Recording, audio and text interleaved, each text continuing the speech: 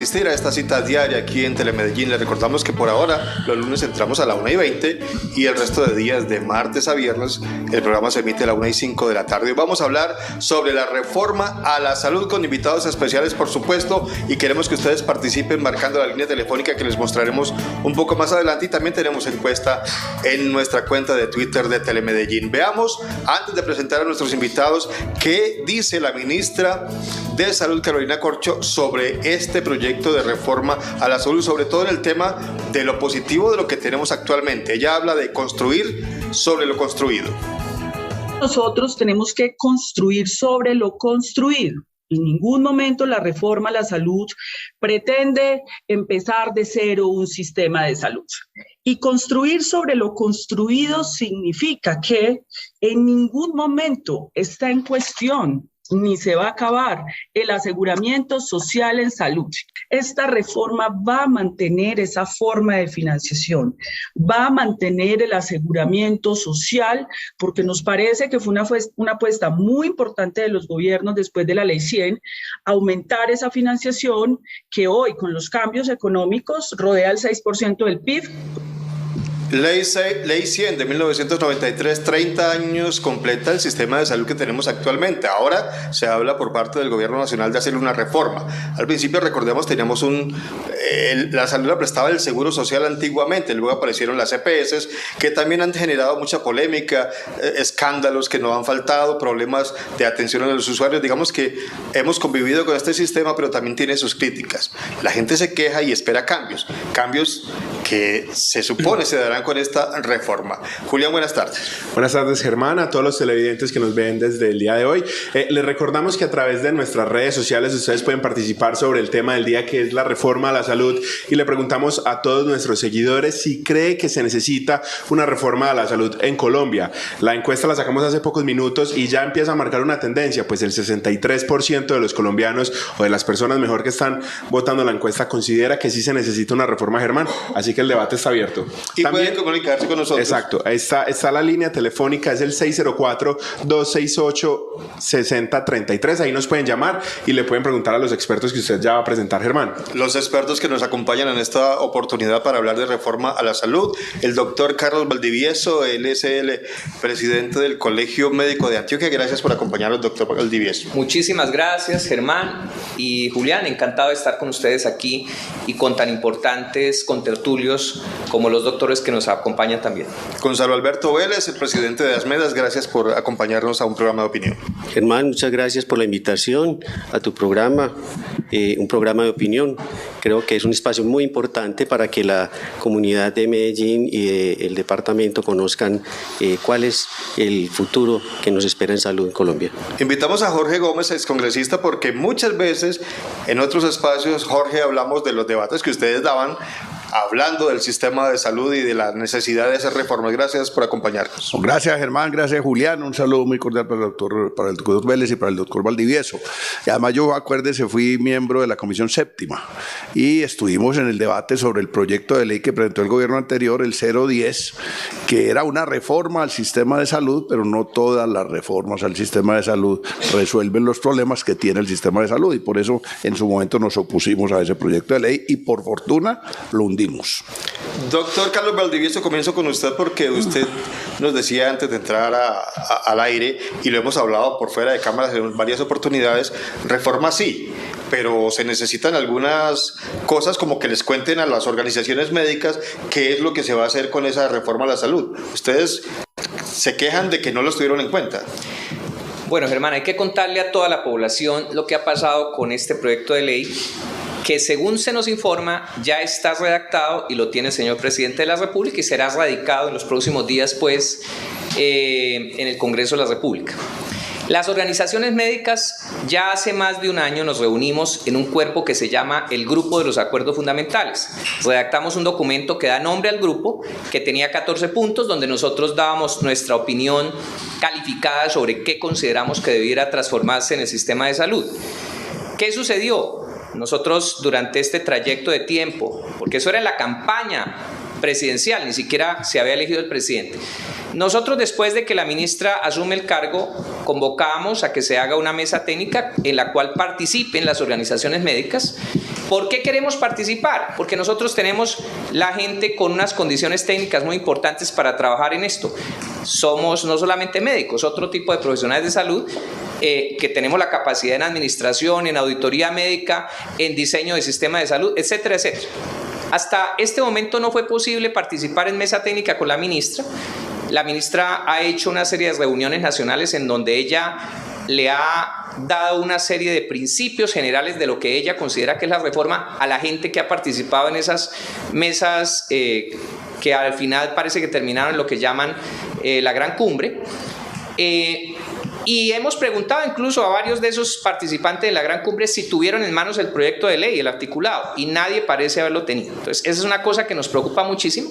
Este es un asunto técnico, es un asunto que entendemos que es político también, pero las organizaciones médicas deben participar. Además, ¿cuál es el problema aquí? Es que los problemas del sistema de salud no se acaban con terminar las EPS. Ese es el asunto. Hay una serie de problemas que tiene el sistema de salud que debemos resolver. Por eso hemos planteado que debemos conocer el articulado, que es lo importante, porque es que las leyes son articuladas.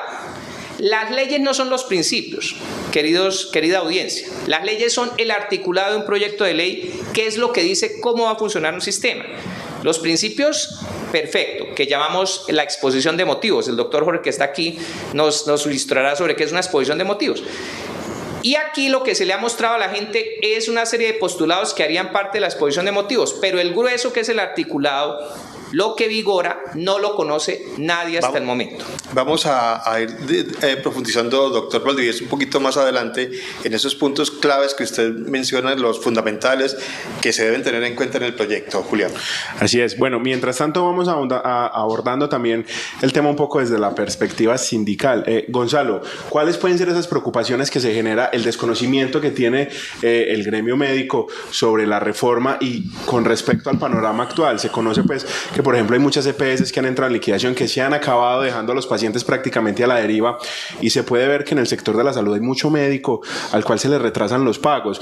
Ustedes como Asmedas, ¿qué preocupaciones tienen? Primero, que no se conozca cuál es el borrador de la reforma, y segundo, pues que se puedan modificar las cosas. ¿Ustedes creen que es necesario realmente hacer una reforma a la salud? Sí, yo quisiera hacer una claridad respecto al tema del proyecto de reforma. Desde hace muchos años Asmedas ha participado en diferentes espacios, especialmente Asmedas Antioquia, en este caso regional, en diferentes mesas sobre la discusión de lo que requiere el país en salud, y especialmente en la lucha porque el derecho a la salud se convirtiera en un derecho fundamental. En ese sentido, participamos específicamente en la redacción y en la legislación que terminó con la ley 1715 de 1751 del 2005, la ley estatutaria de la salud, y a partir de allí, una vez reconocido el derecho a la salud como un derecho fundamental, empezamos el trabajo de construir una reforma a la salud que cumpliera con ese criterio. En ese sentido, entonces, se logró conformar un gran grupo de organizaciones sociales, sindicales, médicas, de pacientes, con más de 1.500 participantes, cerca de 200 organizaciones del país, que redactamos un proyecto de ley antes de que hubiera la posibilidad de que este gobierno fuera electo. Ese proyecto de ley, que partía de ese grupo de la sociedad civil tan amplio, se hizo evaluar de una gran cantidad de personas y sacamos un articulado, una propuesta de articulado. Esto se le presentó al gobierno, ¿sí? Una vez el gobierno de Petro es elegido y la ministra Carolina es elegida como ministra de Salud, lo presentamos al gobierno. Y ella, que estuvo en este proceso, lo conoce bien y efectivamente lo aceptaron, pero obviamente tienen que revisarlo. Y esa revisión lleva a que efectivamente tenga que pasar primero por el gobierno antes de presentarlo. Hay una lógica en la presentación de las leyes, doctor Jorge nos dirá, y es que obviamente quien conoce primera mano un proyecto de ley con su articulado es el mismo que lo va a discutir, que en el caso es el Senado de la República. Entonces yo creo que hay un tema de procedimiento que quisiéramos que se llevara a cabo, y que tiene razón, creo yo, el gobierno en llevarlo a cabo. Y allí donde nosotros tenemos un acuerdo fundamental con el gobierno es el tema del empleo de los médicos. Una de los pilares fundamentales de esta reforma es que se llegue efectivamente a la formalización del empleo de los médicos en Colombia. No podemos seguir soportando en hombros nuestros que se nos siga robando el salario, las prestaciones sociales, y los llamados héroes de la pandemia estén en las peores condiciones laborales en el país. Muy bien. Jorge, ¿es necesaria esa reforma de la salud? Usted fue muy crítico de la Ley 100 por el tema de lo que sucedía con las EPS, cómo se les negaba el servicio a la gente y hasta se morían esperando una atención, pero ahora hay una reforma que inclusive habla de la posibilidad, aunque la ministra Corcho dice que no, pero de, si no eliminar, al menos quitarle poder a las EPS. Bueno, definitivamente sí es necesaria una reforma a la salud. El solo criterio de que la salud tenga que garantizar, ¿no?, un cierre financiero, que prácticamente lo que sucede con el aseguramiento financiero es que la atención de los pacientes, la promoción y la prevención dependen de la cantidad de recursos que reciban las EPS.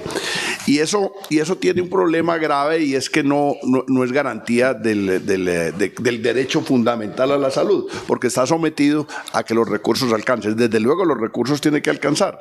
Y cuando hay un intermediario financiero, ese intermediario financiero tiene una especie de peaje que establece para quedarse con una plata. La comisión. Con la plata, una comisión, pero además con utilidades. Y además con una cosa de la que poco se ha hablado, es que las EPS, que son las que manejan la plata de la salud, la mayor parte hoy, con el giro directo hay una buena parte que está llegando directo al primer nivel, pero ojo, está llegando con el visto bueno de la EPS, ¿no? Si la EPS no da el visto bueno, no llega. Entonces, es una cosa que no tiene sentido, es que el promedio de pago de una EPS a un prestador del servicio en Colombia está en 180 días. O sea, a la EPS le pagan chan con chan, la platica de cada 12ª parte de la unidad de pago por capitación. A las EPS, la gente cree que cuando cotiza le está llegando la plata a la EPS. No, la plata la cotiza y le llega esa a la ARES, al gobierno, y el gobierno le asigna, pues, de acuerdo a la cantidad de afiliados, a las EPS, y las EPS le pagan a los prestadores, a los que nos atienden. Y ese pago se está demorando en promedio 180 días. Bueno, en esos 180 días, ¿cuánto rentaron los 30, los 40 billones de pesos? ¿Quién se quedó con esa plata? ¿Dónde quedó esa plata? Esa es una pregunta grave. Nosotros incluso presentamos un proyecto de ley que no prosperó cuando yo estuve en la Cámara, que no acababa las EPS, las convertía en gestoras, pero les quitaba la plata, porque la rectoría del sistema la tiene quien tenga la plata, y la rectoría del sistema, en este caso, quien asegure la salud de los colombianos debe ser el Estado, y la plata la debe manejar el Estado, y puede haber unas entidades intermediarias, gestoras, que organicen las redes, lo que sea, privadas o públicas, pero lo que no pueden es tener el control y la rectoría del sistema. Ahí tenemos, entonces por eso yo digo, sí se necesita una reforma a la salud que le entregue la rectoría del sistema al Estado colombiano. 604-268-6033, línea telefónica por si ustedes quieren hacerle alguna pregunta a nuestros invitados o quieren opinar sobre la reforma a la salud que se presentará, sabemos, en los primeros días de febrero en el Congreso de la República. Vamos a hacer rápidamente una pausa para que regresemos y sigamos con el diálogo con nuestros invitados sobre este tema en un programa de opinión.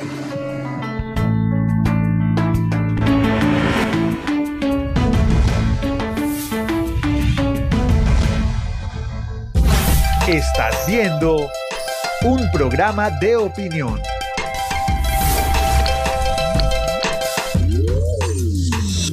Con DirecTV, el fútbol no para. Disfruta de la Copa del Rey y la Liga con partidos en exclusiva. Además, lo mejor de la Liga Betplay Dimayor por Win Sports Más. La pasión por el fútbol sigue los 365 días del año con Tigo y DirecTV. Llama ya, numeral 332. Vení al Gabo.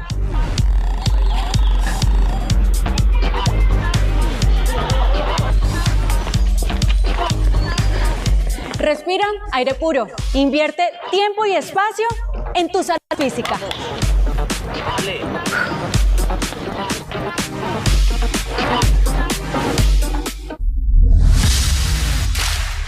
El deporte de tu barrio, de tu comuna, de tu corregimiento.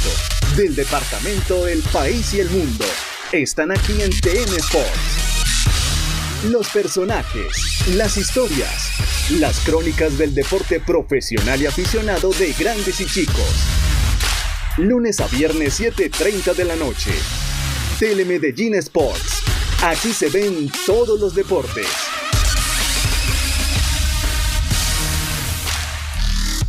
Soy una persona descomplicada. Me gusta mucho ver la felicidad en los otros. Yo tocaba el balón y sentía una energía especial. Sentía como que algo me movía. Muchachos, buenos días. Buenos días. ¿Ganas de entrenar o no? Sí.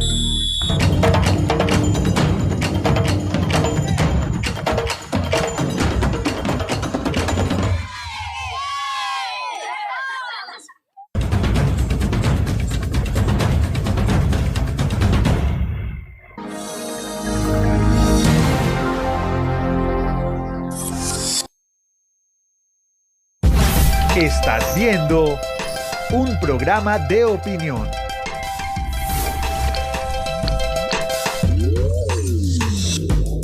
Con DirecTV y Digo tienes todo, lo mejor del deporte, series y películas de estreno en un solo lugar. Contrata hoy tu plan de DirecTV y tendrás Disney Plus y Star Plus incluidos. Una oferta imperdible para ver todo lo que más te gusta. Llama ya a numeral 332.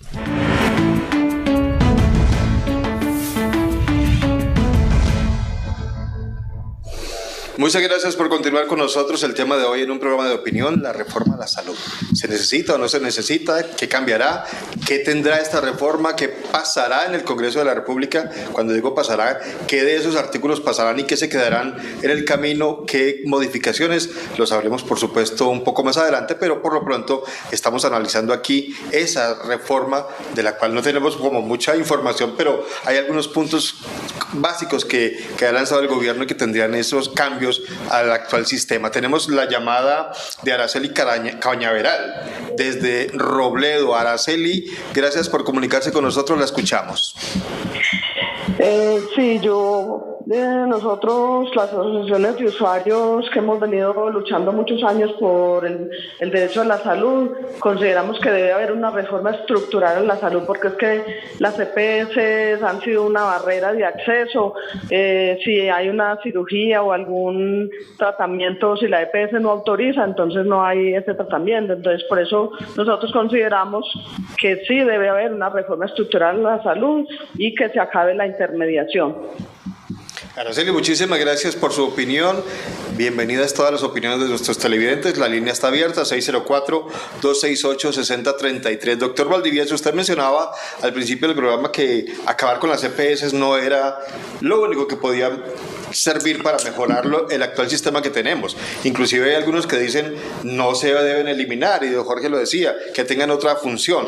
¿Qué más debería tener esa reforma a la salud para que realmente le preste el servicio que la gente espera? Bueno, entonces, aprovechando el comentario de Araceli, yo le diría lo siguiente. Digamos que resumiendo una cantidad de cosas que, por ejemplo, nosotros hemos puesto en los 14 acuerdos fundamentales. Los problemas del sistema de salud tienen que ver con varias cosas. Lo primero es que definitivamente ha habido un mal manejo de recursos y ha habido unos desfalcos y desviaciones de los dineros de la salud que no le podemos poner a tapar el sol con un dedo. Se han robado plata. Se han robado plata. Entonces, lo primero es que el sistema de salud nuevo tiene que permitir que no pueda suceder ese tipo de cosas. La ministra de Salud propone, por ejemplo, y en eso la acompañamos nosotros, que sea el ADRES el que maneje los recursos de salud, como decía el doctor Jorge antes, y esa es la propuesta clara de nosotros. Entonces ahí se elimina la intermediación financiera de las EPS y pasa el ADRES directamente a administrar los recursos. Pero eso no es suficiente. También hay que mirar ahí, por ejemplo, hay una propuesta de la ministra que nos preocupa, que es la regionalización de algunos manejos políticos, y aún no sabemos, porque no conocemos el articulado, volvemos al punto, si hay alguna descentralización en regiones del manejo financiero, cosa que sería extremadamente preocupante.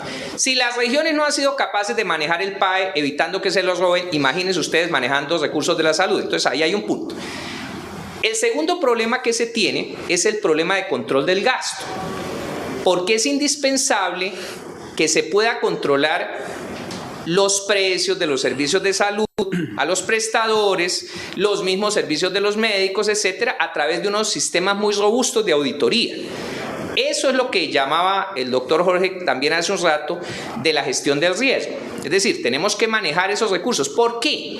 Porque si nosotros no manejamos eso, ningún dinero va a alcanzar. Definitivamente, y habrá una sobredemanda que llamamos técnicamente nosotros los especialistas en salud pública, que podría acabar con los recursos antes de la vigencia. Entonces podríamos tener el problema que en junio ya se acabó la plata. Entonces ese es un segundo punto.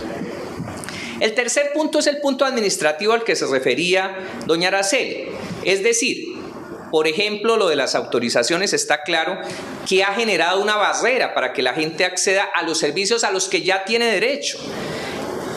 Eso también afecta a la autonomía médica, porque el médico es el que debe decir cuáles son los exámenes y cuáles son los medicamentos que le ordena a su paciente y cuál es el proceso. Entonces ahí también hay un asunto de administración. Entonces la pregunta es, ¿quién hace cada una de estas tareas?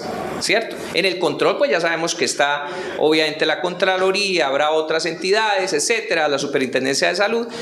En el segundo, que es la gestión del riesgo, ¿quién lo va a hacer?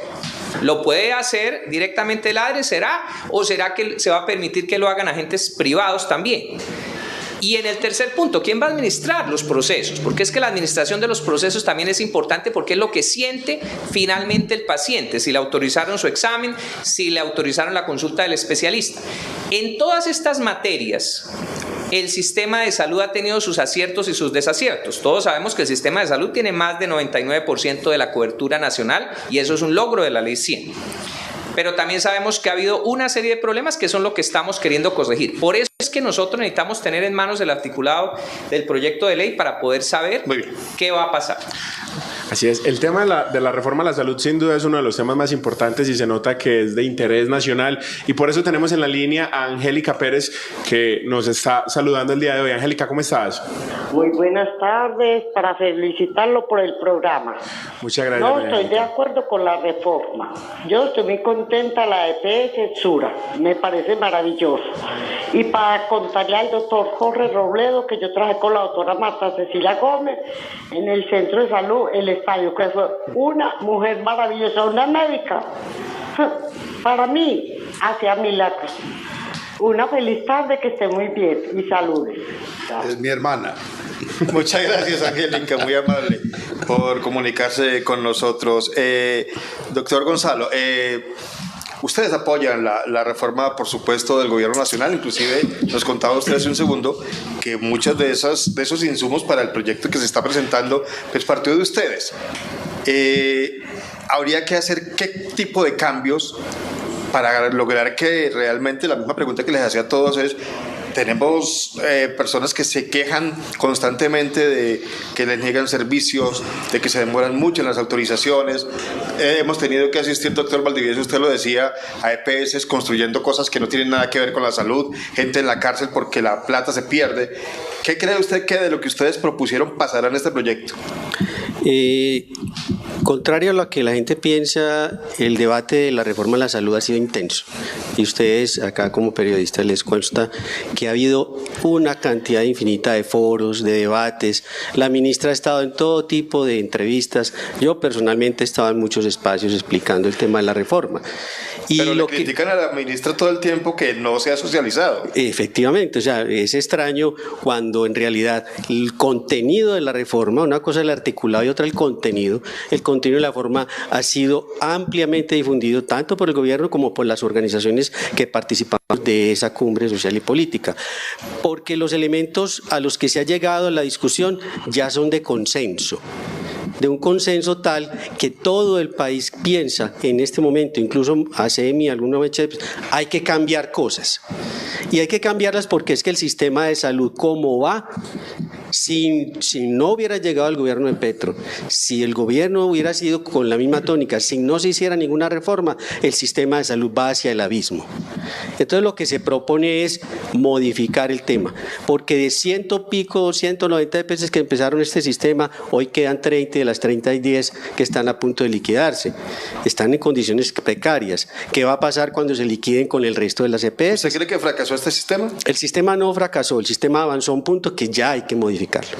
Como toda en la vida, todo tiene su momento, llega a un punto donde hay que recogerlo para lo que haya servido, como dice la ministra, recoger lo positivo y avanzar.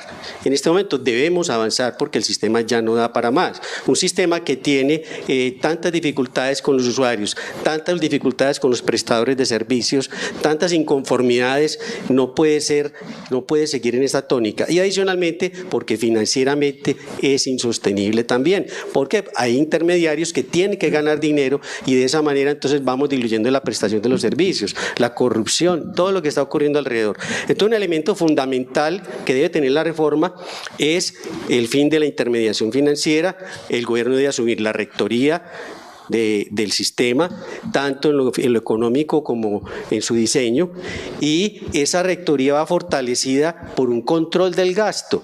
Es que cuando sale el dinero del ADRES a la EPS le perdemos la ruta, se le pierde la trazabilidad, no sabemos dónde va, y por eso es que ha terminado en otras ocasiones en Miami, en Melgar, etcétera, etcétera, con lo que vimos que en resorts, ¿cierto? En jets privados, plata que debía ser una quimioterapia para un niño y que después tiene que pasar por una autorización y se le niegue, el niño termina falleciendo. Es una tragedia, así sea un solo caso, es una tragedia que no debe continuar. Y por otro lado, otros dos elementos fundamentales que son la formalización del empleo de los trabajadores de la salud, que es una pilar de esta reforma, y la garantía del derecho fundamental a la salud a todos los colombianos, estén donde estén. Es que es muy bueno decir que tiene una cobertura del aseguramiento de 99%, pero cuando vamos a los territorios nacionales vemos lo que pasa en el hospital de Quibdó, vemos lo que pasa en el Guaviare y vemos que hay comunidades que no tienen acceso a un médico porque no le van a pagar a ese médico por estar allí, simplemente porque solamente hay 1.000 o 2.000 habitantes para atender. Entonces, la garantía del derecho fundamental a la salud con la intervención de los que llamamos determinantes sociales de la salud. Así es, bueno, doctor Jorge, ya se ha hablado mucho, incluso las llamadas que hemos recibido pues han dejado claro la inconformidad que tienen muchas personas respecto al tema de las EPS y de a veces la falta de atención, pero sin lugar a dudas creo que uno de los problemas más grandes es el tema de corrupción. Usted fue político, usted ha estado en el Congreso de la República, ¿cómo hacer también para que no hayan más cárteles como el de la hemofilia, para que los pacientes no reciban medicamentos vencidos, para que pacientes que ya fallecieron no sigan recibiendo medicamentos porque eso sigue generando gastos? ¿Cómo hacer también para pensar en una reforma a la salud que no se robe el dinero más allá del tema de las EPS, que creo que es lo que más se está discutiendo? Bueno, ahí en esto uno puede hablar de distintos niveles de corrupción. A mi juicio, es corrupto un sistema cuando la plata pública ingresa a las arcas del privado, deja de ser pública. Eso es gravísimo, porque es decir, los recursos de salud, la unidad de pago por capitación, que es lo que le entrega el Estado a la EPS, en el momento en que entra a la cuenta de la EPS, deja de ser plata pública. Y entonces al prestador, al que presta el servicio, le llega es como una transacción comercial entre el intermediario y el prestador. Entonces yo creo que ahí hay una corrupción, dijéramos, legal, porque la plata que es pública deja de ser pública. La otra es los que se roban los medicamentos, cobran procedimientos que no hacen, hacen contratos en los hospitales que no se deben hacer y que se roban la plata. Yo creo que ahí tiene que haber una vigilancia especial. Incluso más grande ahora que si se logra modificar el sistema de intermediación, tiene que haber unos recursos suficientes para una auditoría y un control de esos, que no incluya violación de la autonomía médica. O sea, yo hago la pregunta, ¿por qué una cirugía de próstata la ordena el médico y tiene que ir un auditor a autorizarla? No, si la ordenó el médico es porque se necesita. Ahora lo que hay que hacer es que la cirugía valga lo que vale una cirugía, se le pague al médico lo que hay que pagarle al médico por la cirugía y se le pague a los trabajadores de la salud lo que hay que pagarle. Porque a veces resulta que aquí en Medellín nos pasó, ¿no? Acuérdense de un famoso personaje al que le hicieron una cirugía que se suponía que era para una hernia y resulta que era una cirugía estética, ¿cierto? Entonces, esa auditoría, eso es corrupción, ¿no? Esos son casos de corrupción y se pierde la plata de los hospitales públicos. Posiblemente en los privados también pase seguramente, pero los privados como tienen dueños, eso sí cuidan la platica y no se la dejan robar, pero en lo público suele suceder y yo creo que ahí tiene que haber una una muy buena proceso de selección de los directores o gerentes de los hospitales.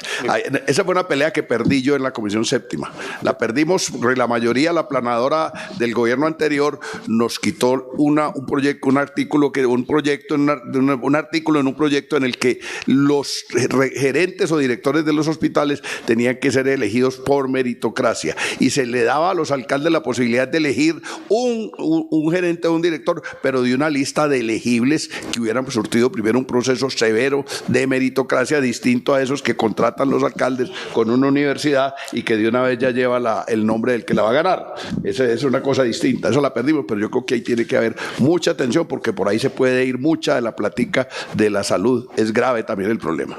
Muy bien, doctor Valdivieso, uno de los puntos que se ha conocido así por encima de lo que tendría la reforma a la salud tiene que ver con la dignificación de los trabajadores de la salud, por la precarización que tanto se ha denunciado en muchas ocasiones. Ustedes dentro de los comunicados y documentos que han publicado como asociaciones médicas, pues hablan precisamente de las condiciones laborales en el sector de la salud. Es decir, médicos mal pagos, pues ¿qué se puede esperar de un médico mal pago en cuanto a la atención que pueda brindar por más comprometido que esté?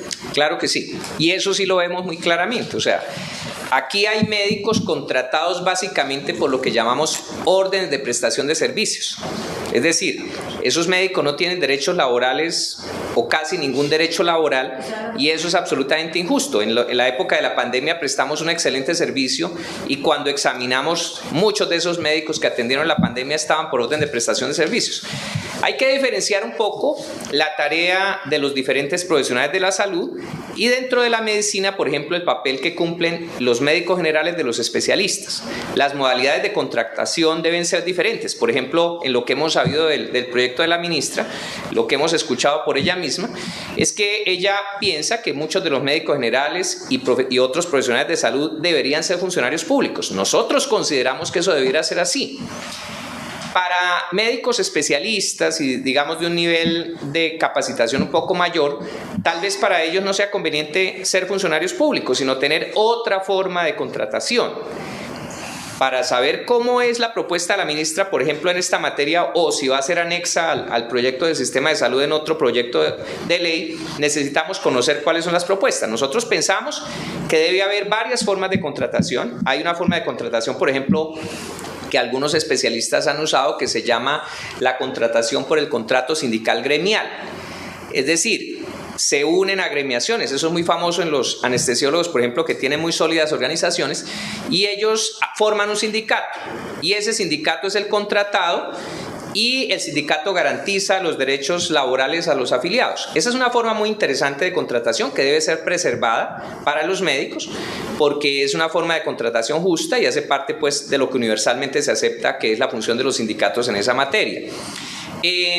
Pero también, por ejemplo, habrá algunos casos muy excepcionales en donde tendrá que mantenerse algunas órdenes de prestación de servicios.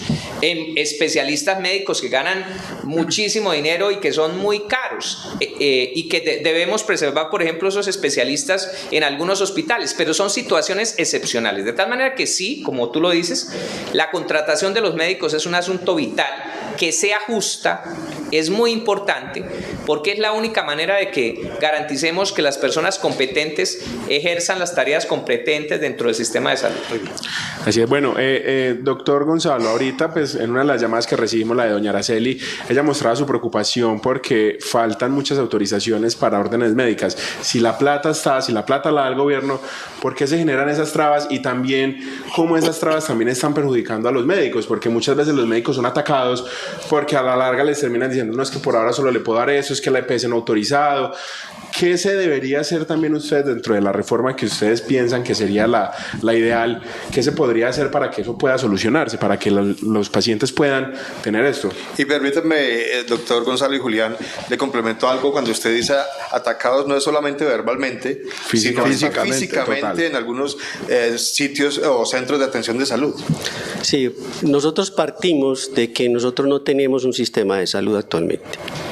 Tenemos un sistema de enfermedad. puesto que el sistema está hecho para atender la enfermedad, no está hecho para prevenirla.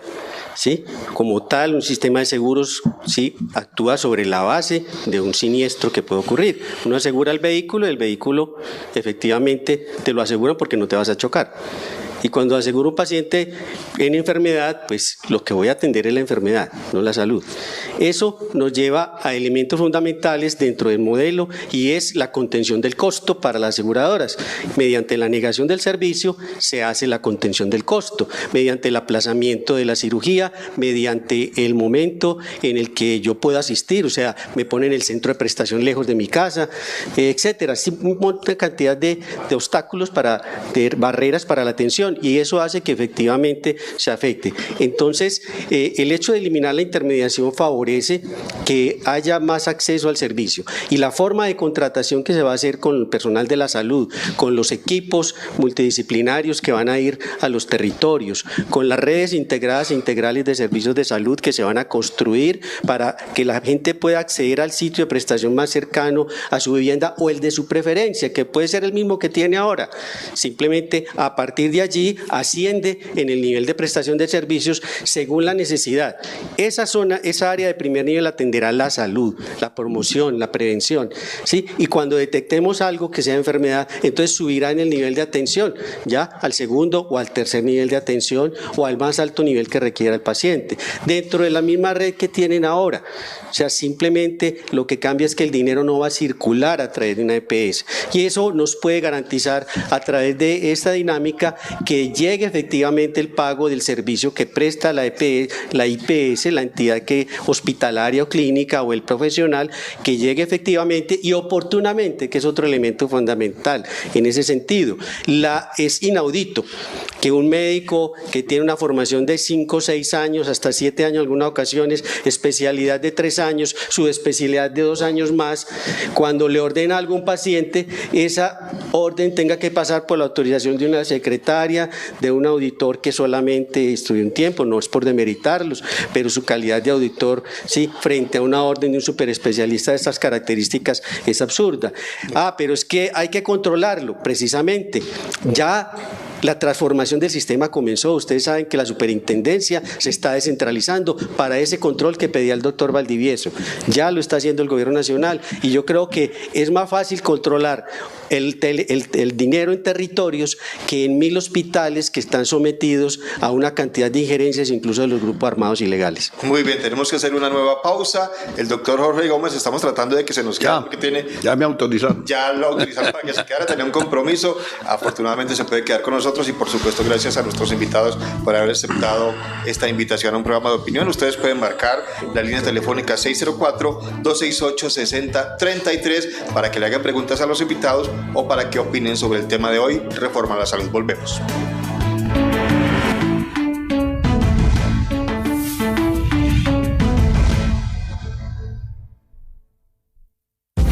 Estás viendo un programa de opinión.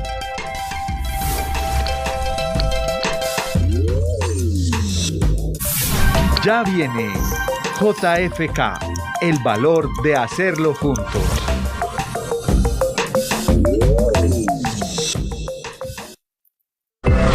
El siguiente programa es familiar, apto para todo público. No contiene escenas de sexo o violencia. A un clic de distancia te llevamos a la plataforma con nuestros mejores contenidos. TM+, un universo digital de Telemedellín. Transmisiones especiales y estrenos en exclusiva. Disponible las 24 horas sin costo. TM+ o TM+, dilo como quieras. Descárgalo.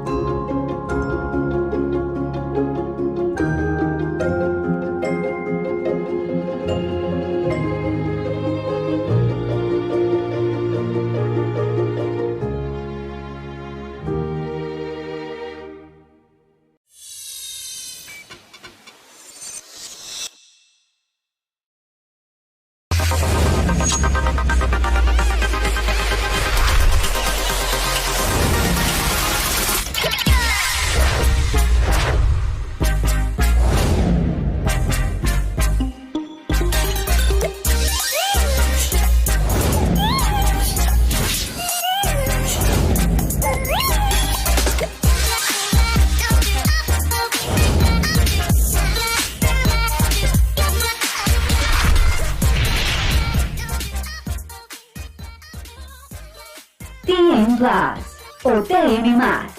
Dilo como quieras. Muy pronto.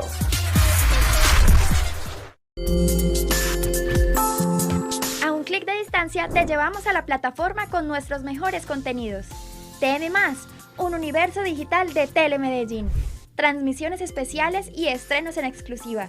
Disponible las 24 horas sin costo. TN+ o TN+. Dilo como quieras. Descárgalo.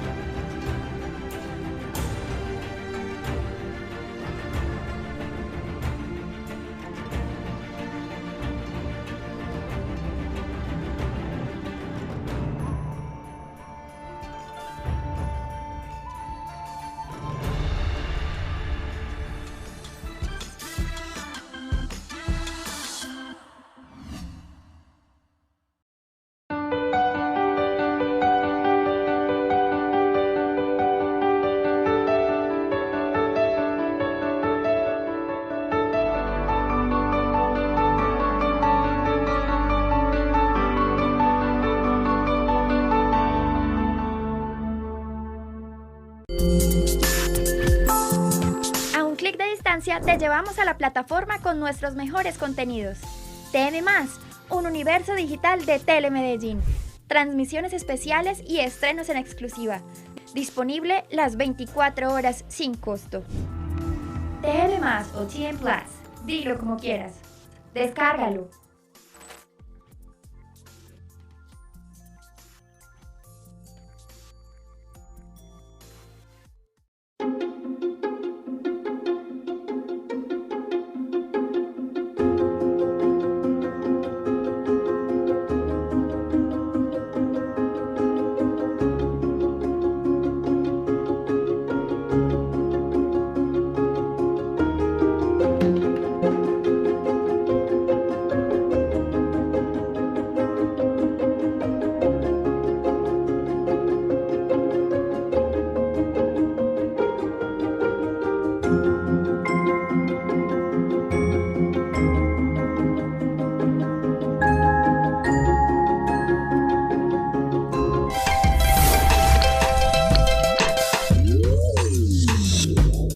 Con DirecTV y Digo tienes todo, lo mejor del deporte, series y películas de estreno en un solo lugar. Contrata hoy tu plan de DirecTV y tendrás Disney Plus y Star Plus incluidos. Una oferta imperdible para ver todo lo que más te gusta.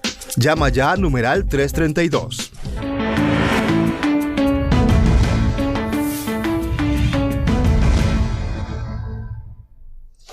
Gracias por continuar con nosotros hoy en un programa de opinión, la reforma a la salud.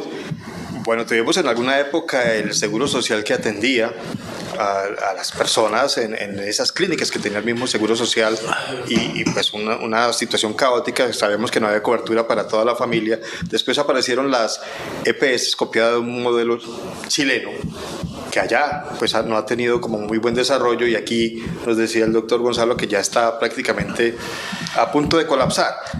¿Hay necesidad de una reforma a la salud? Pues de eso se trata este programa, analizar con nuestros invitados si realmente se requiere y cómo debería ser esa reforma a la salud. Y hay uno de los puntos que menciona la ministra Carolina Corcho, ministra de Salud, que estaría incluida allí en esa reforma y tiene que ver con los tratamientos de las enfermedades de alto costo. ¿Cómo se pagarán? ¿Se seguirán pagando como ahora? ¿Qué cambios tendrá? Aquí está lo que dice la ministra. Hoy los tratamientos de alto costo, que esas son inquietudes de los pacientes, los cubren los recursos públicos, van a seguir siendo pagados. Los pacientes van a seguir siendo atendidos en las clínicas, en los hospitales. Lo que cambia o lo que proponemos que cambie, porque esto finalmente es una decisión del Congreso de la República, el gobierno presenta sus tesis, sus propuestas, lo que cambia es la manera como se paga a las clínicas y a los hospitales. Lo que cambia es la manera como se pagan las clínicas y hospitales. Yo voy a pedirles a nuestros invitados que antes de responder a lo que dice la ministra, para no dejar esperando a los televidentes, recibamos una llamada, Julián. Así es, tenemos en línea en este momento a Carlos Guillermo Osa. Carlos, muy buenas tardes. Muchas gracias, buenas tardes a usted como moderador de un panel tan importante y a los participantes en calidad de expertos en el tema. Claro que sí, Carlos. ¿Cuál es su pregunta para ellos? No es tanto pregunta, sino, o en cierta forma, es una sugerencia sobre algo tan importante como es la llamada telefónica de cualquiera de los afiliados o usuarios a una EPS, en donde le ponen a uno especie de disco sin fin que dice: su llamada es muy importante para nosotros, dentro de un momento lo atenderemos. Su llamada es muy importante para nosotros. Bueno, y eso se repite N veces cuando N se aproxima a infinito. ¿Qué es lo que ocurre? Que por qué en vez de esa cantaleta que es insulsa, que no lleva a ninguna parte, por qué no ponen un programa electrónico que lo pueden hacer ahora con todas las técnicas, en donde digan: su llamada en la posición 8, lo atenderemos cuando llegue su momento, y uno está pendiente de que el 8 siga el 7, etcétera, hasta el 1, y luego lo atienden. Pero esa es la primera parte. Después de que lo atiendan, le dicen: no, es que no tenemos en este momento agenda. Señorita, esperé 1 hora, 2 horas o 3 horas para que me digan esa simpleza. ¿Por qué lo dicen de una vez? Bueno, pero además ahí vendría la segunda sugerencia. ¿Por qué esas señoritas tan atentas, tan queridas y tan de buena voluntad no anotan el nombre del usuario hacia el profesional que va o hacia la rama que va, para que cuando abran la agenda, en un orden completamente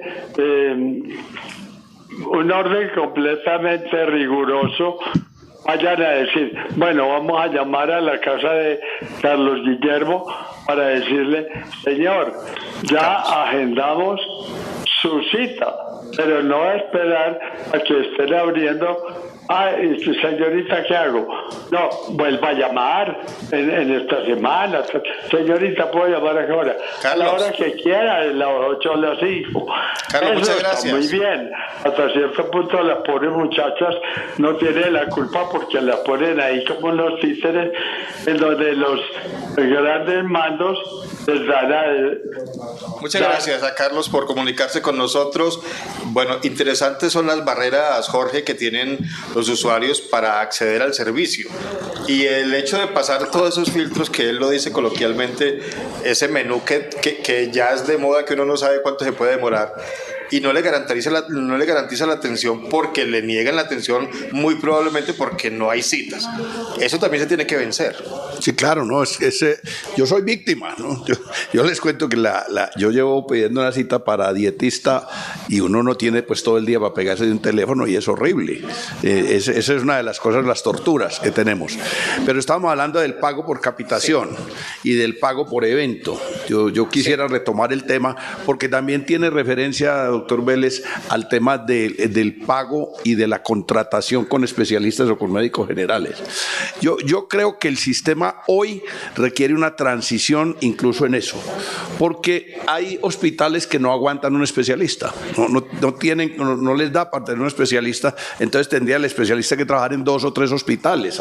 Eso sucede, y entonces en ese caso no puede ser un servidor público en ese nivel. Entonces habría unos especialistas, unas especialidades específicas en que habría que tener una excepción, pero el pago debe ser de servidor, en la red pública hospitalaria debe ser del servicio de servidor público, con unos salarios, una escala salarial y un régimen salarial y prestacional que sea similar, digo yo, al del magisterio.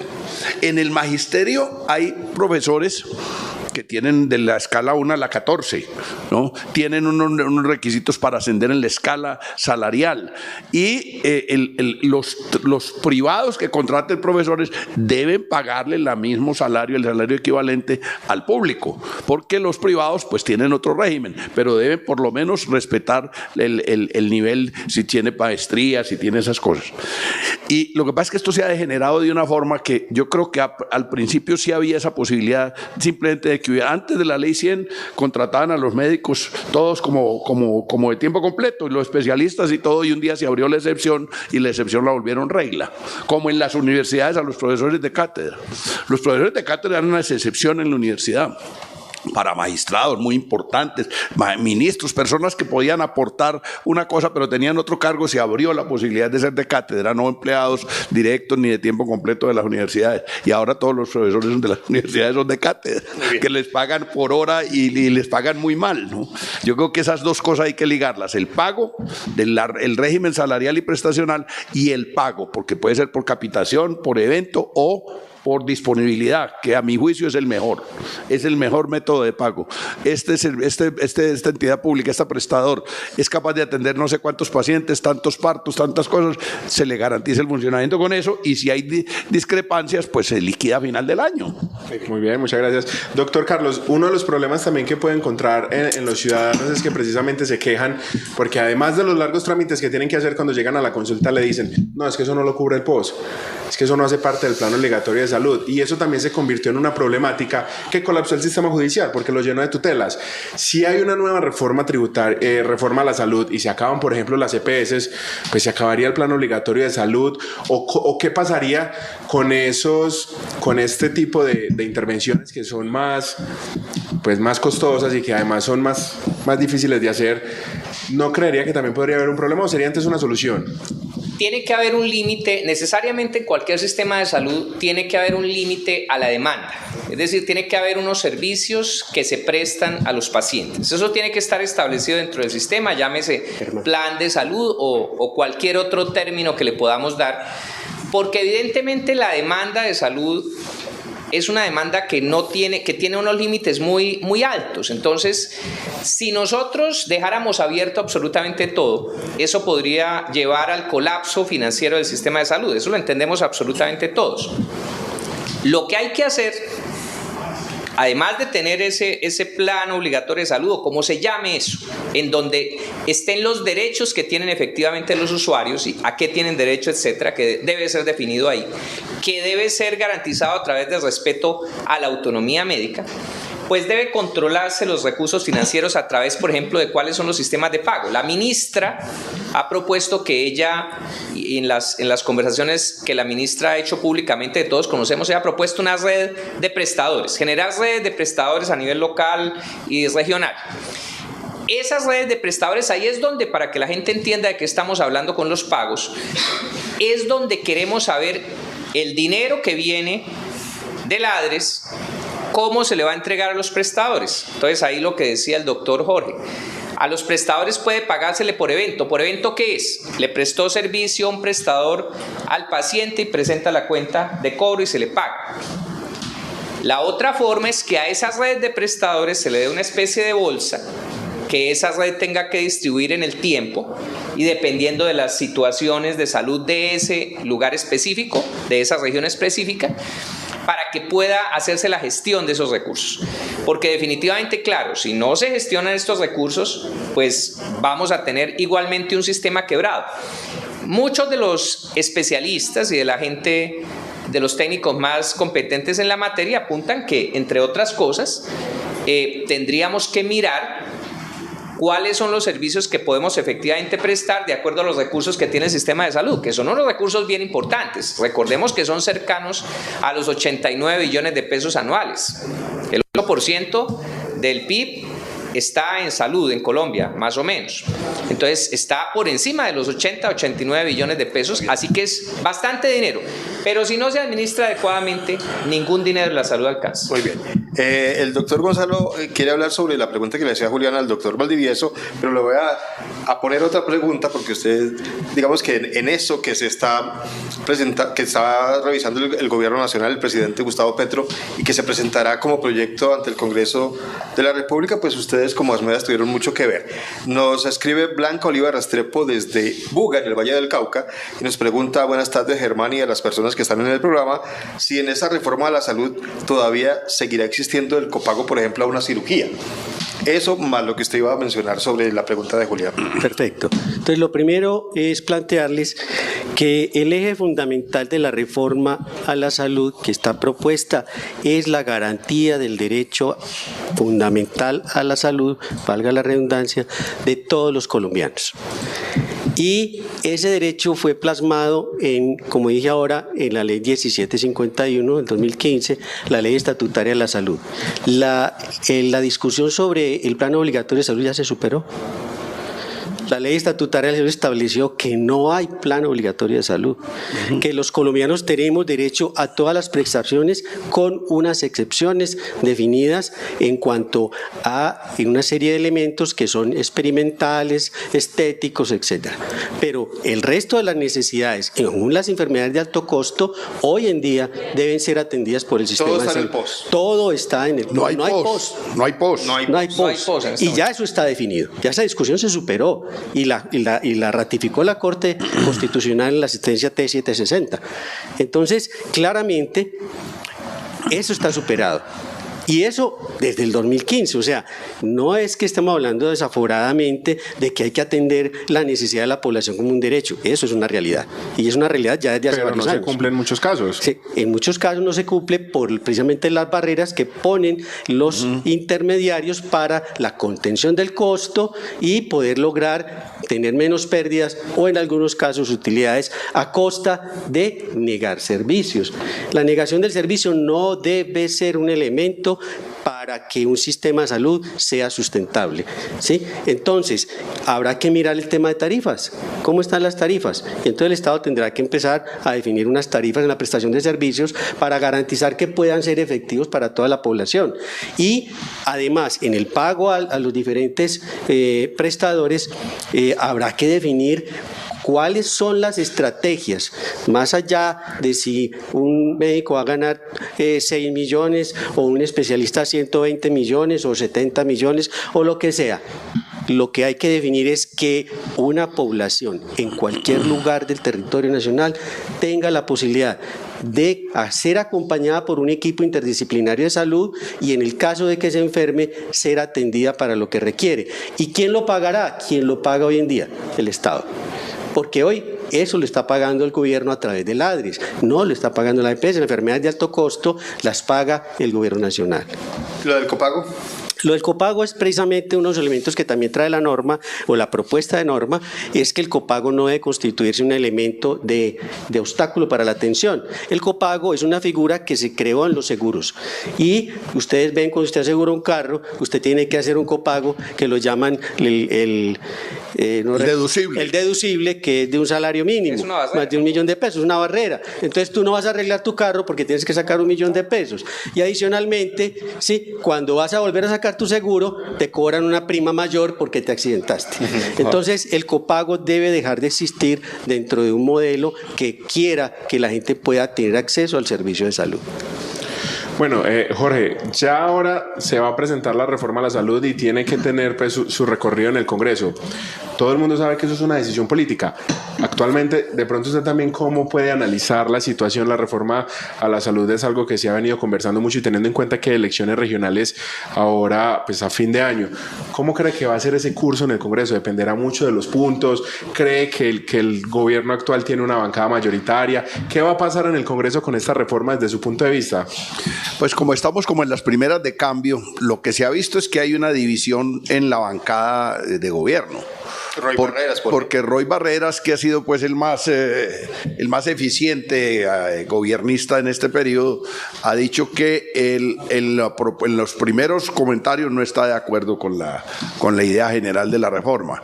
El propio ministro de Educación, que fue ministro de Salud, ha dicho también que no está de acuerdo. Entonces, ahí va a haber las leyes, los proyectos de ley, uno siempre lo único que sabe es cómo entran al Congreso.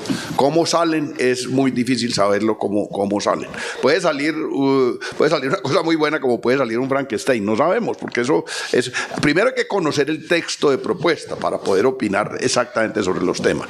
Y luego yo creo que hacer fuerza porque salga el mejor texto posible para la salud de los colombianos, porque realmente hoy tenemos unos líos complejísimos, supremamente complejos, que hacen que el control del gasto por parte de los intermediarios se vuelva, como lo han dicho ustedes con claridad, una barrera para el usuario, para el enfermo, y que no haya realmente un plan de promoción y prevención suficientemente robusto que nos permita que se reduzca el costo del sistema de salud. Es que los costos de los sistemas de salud pueden reducirse dramáticamente cuando hay una fuerte promoción y prevención, pero en Colombia se acabaron los promotores de salud de las veredas, se acabaron las campañas de saneamiento básico. Yo me acuerdo, pues hace tiempo había campaña contra el paludismo, en todo Urabá había una campaña intensa, yo vivía en Urabá, y los matagatos que le decíamos nosotros, así fuera muy contaminante, había una campaña que podía ser distinta,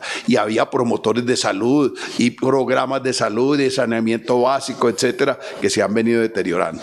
Yo creo que toda la reforma tiene que contemplar todos esos aspectos, o si no, deja de ser una reforma integral. Doctor, se nos acaba el tiempo. Doctor Valdivieso, 30 segunditos para hablar del tema de ciencia, tecnología e innovación que habla la ministra en el tema farmacéutico, que coincide con los puntos fundamentales de ustedes. Sí, eso ya se comenzó en el ministerio de Gaviria, de Alejandro Gaviria, y nosotros estamos precisamente muy curiosos esperando cuál va a ser el articulado nuevo sobre esa materia, sobre la regulación de precios de medicamentos, que es un asunto extremadamente importante. Yo quería hacer un comentario a lo que decía el doctor Jorge también sobre el trámite.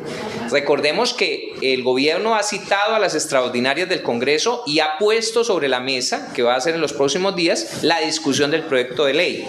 No sabemos si le dará mensaje de urgencia. Anunciaron que le iban a dar, y a mí me preocupa eso. Para la audiencia, mensaje de urgencia es que el gobierno dice que conjuntamente van a sesionar las comisiones séptimas de Senado y Cámara para acelerar el proceso, que antes lo hacían por separado en los debates. Entonces eso puede ayudar a que el debate sea más rápido. Nosotros consideramos que hay que hacer un debate consciente, que la sociedad debe tener la posibilidad de pronunciarse sobre este asunto, porque no podemos llegar al pupitrazo y sacar un proyecto de ley que no sea el mejor. Se nos acaba el tiempo, lamentablemente.